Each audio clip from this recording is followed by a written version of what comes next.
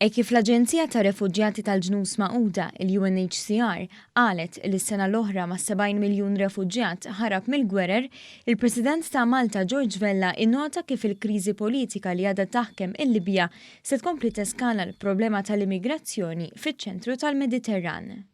Mhux kif tista' hekk se tagħmel. Huwa fatt li sissa diġà ġifieri aħna batajna ħafna bil-migrazzjoni mhux mill-Libjani, imma ġej minn pajjiżi l-isfel mill-Libja li għaddu minn ġol l-frontieri tal-Libja mingħajr kontroll. Għax il-Libjani iktar huma konċernati u bil-problemi li għandhom huma milli jqogħdu jżommu n-nies ma jitlux anzi ngħidlek illi ħafna minnhom jaraw bħala kummerċ. Il-President Vella spjega li jekk is-sitwazzjoni fil-Libja tkompli teskala u l-Ġeneral Khalifa Haftar jattakka aktar żoni, se nibdew naraw aktar xejn imdemmija mill-pajjiż ġar tagħna.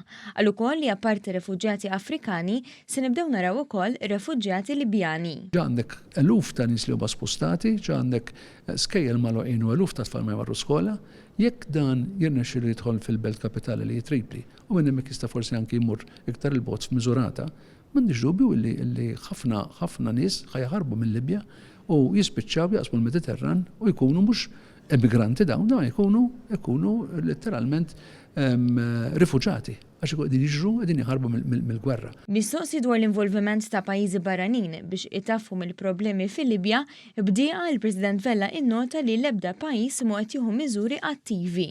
Ġifieri m'hemm ħadd qed jieħu l-ebda miżura attiva, anzi nafu li ħafna pajjiżi kemm fl-Ewropa u mhux fl-Ewropa l-allegazzjonijiet huma li qegħdin jirfornu l-armamenti.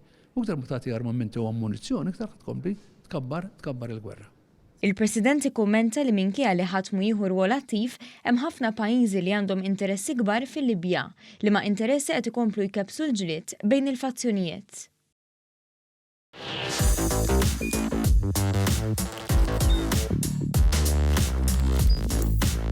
Idħol fuq one.com.mt u hemmhekk tista' tara l-programmi kollha li jxandru fuq One permezz ta' One Play.